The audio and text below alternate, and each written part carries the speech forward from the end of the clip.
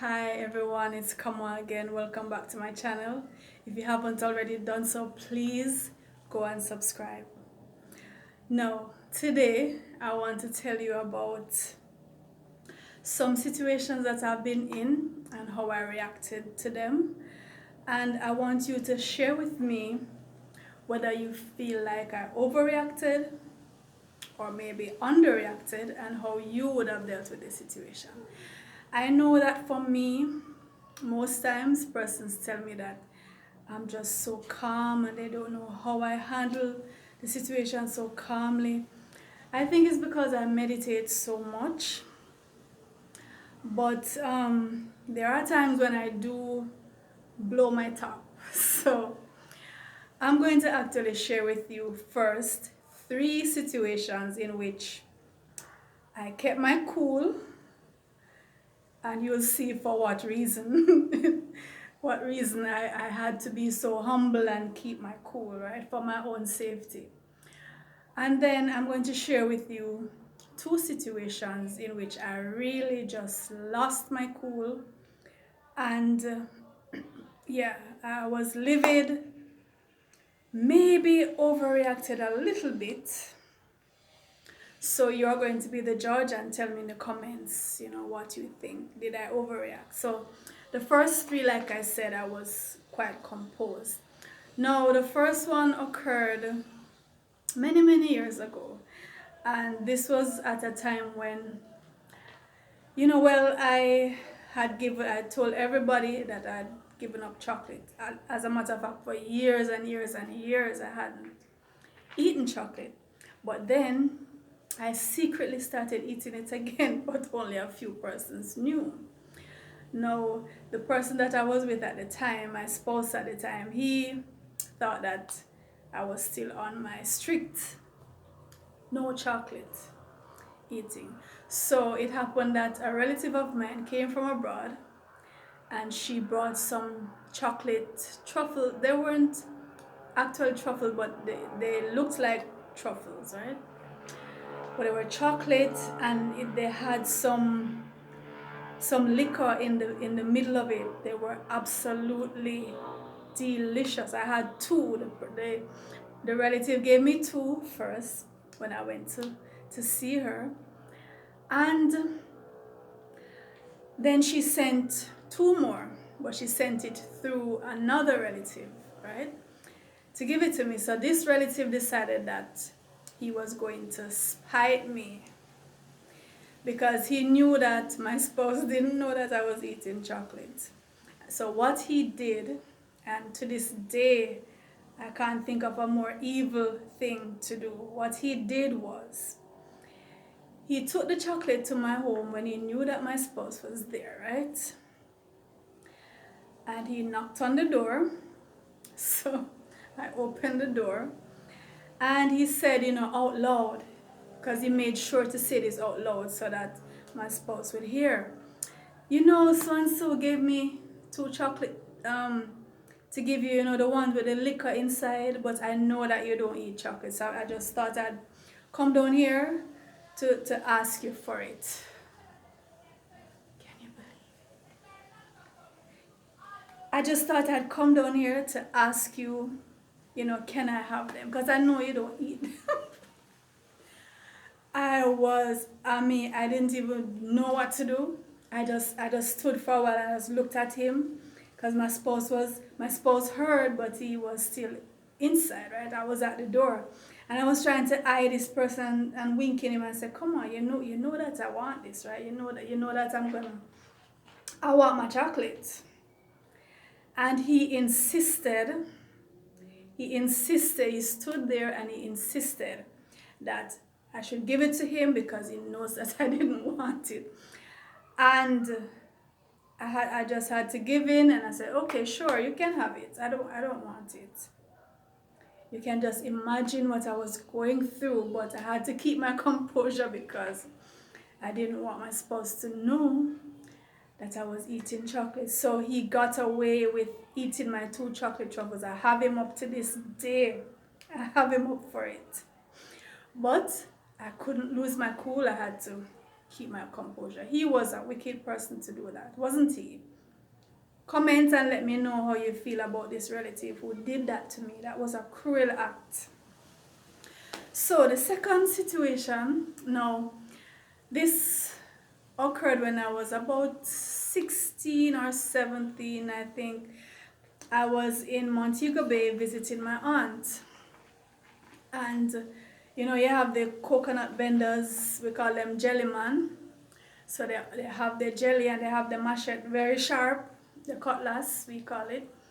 Very, very sharp, so they can just hold the jelly and one chop and it's gone, right? So you don't mess with those guys.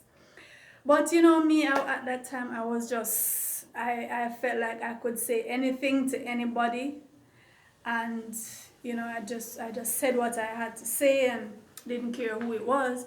So I think I went to buy a jelly coconut from him and I told him what I wanted. Now, they usually act as if they know, you know, if you want the soft meat or if you want the hard meat or if you don't want any meat inside, they'll sound it up and tell you, okay, this one will have it or that one. So I'm saying, I want the soft meat, right? I told him I want the soft meat. And, you know, those countrymen, they're serious, and he wasn't really talking much to me. Like, he was just so stern. But anyway, I said, I want a soft meat, right? I want to scrape it and eat it. So he picked a jelly coconut and he one swipe with it with a sharp cutlass. And so when I looked at it, I looked inside, I said, but this is young, this don't have any meat in there, this don't have any soft meat for me to scrape. He didn't answer me. So anyway, I drank it, and he was making like, okay, give it to me now, let me slice it up and you see if anything in there. So I got mad and I was saying, imagine I tell you that I want the soft meat and you're supposed to know because because you're selling this every day and you don't know how to find the thing. Listen to me, that man grabbed his cutlass, you see? The man grabbed his cutlass and said, listen, don't say anything to me. Take what I give you. I was so shocked. So when I see him raise the cutlass, all of my spunk leave my body, right? I just move, I just take myself away so quick. Because listen, you see, these men, they are chopping jellies like dozens and dozens every day, right? And these cutlasses are sharp. You don't play with these men. And I was there arguing with the man, telling him about, how dare you not find the right jelly that I want? As if he is inside the jelly to see, you know? How dare you not find the one that I asked you for? Well, he set me straight real quick. I just needed to see that, and I took myself away. Now, this other situation, I think it was the same, run about the same time, because I was on my way to Montego Bay, same age too. So I was this skinny little girl, you know, just skinny, didn't take up much space. So I was in the bus, and I was in a full seat, right? And this lady came onto the bus. So she was big, this big lady. So she came on and she was looking around because every other seat was taken. Every seat was taken just a little space in the corridor. So I noticed that she didn't go in the passage to sit. So she said, "Excuse me." So I was wondering, where's this lady passed? There's no, somebody else is sitting beside me. But anyway, I kind of eased myself a little, and she passed me and went into the seat, and this lady took her big body and she just took her body and shoved me with my little whingy tiny self. She just shoved me out of the seat, and I couldn't say a word. I couldn't say a word because this lady was, you know, those country women, big and stocky, and I'm just there, this little whingy whingy person. She pushed me out of my seat, and I was there first. I was sitting down in the seat, ready to enjoy my trip to Montego Bay, and this lady come and she just pushed me out. But I was as meek as a mouse. I knew my place. I would not dare say a word to that lady. Right? So those are 3 instances where I was as humble as pie. How would you have reacted in those situations? Maybe, I'm guessing you would have done the same thing that I did. You're not going to face that man with the cutlass. Certainly not going to go up against that big country woman, right? Alright, now I'm going to tell you 2 situations in which I really did lose it. And I said what I had to say, and I was ready for whatever was coming. Now this is much later. I was a full-fledged adult, right? So the first situation occurred where I used to write for a newspaper, and what we did was, there was a photographer that worked along with me, and once per week we would go into the country and we would pretty much just scout out news stories, right? So we just pick a parish each week and we'd go out into the countryside. We'd just drive and hunt for stories. It was one of the most exciting times of my life. I got to see the length and breadth of our beautiful island, traveling from parish to parish, meeting people, just interviewing people living in the nooks and crannies all over. Went all over Jamaica.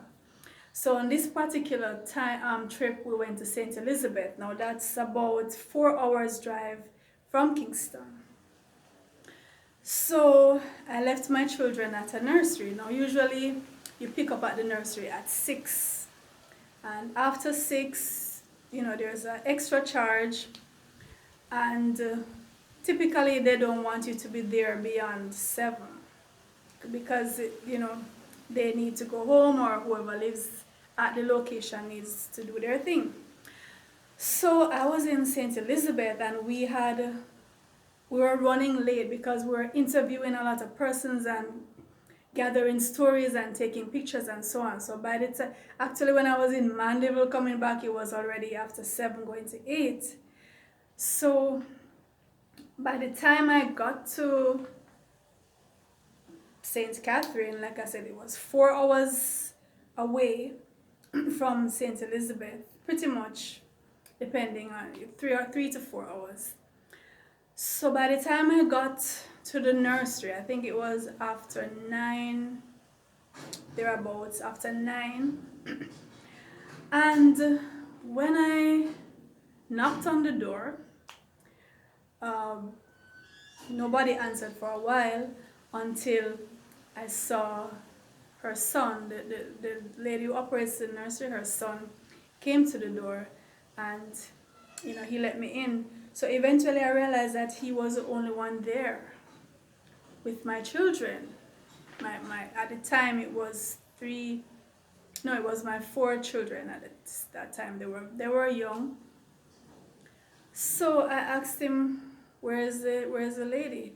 He said, well, she was there waiting, and she had somewhere to go. I think she had a church function or something, and she had somewhere to go.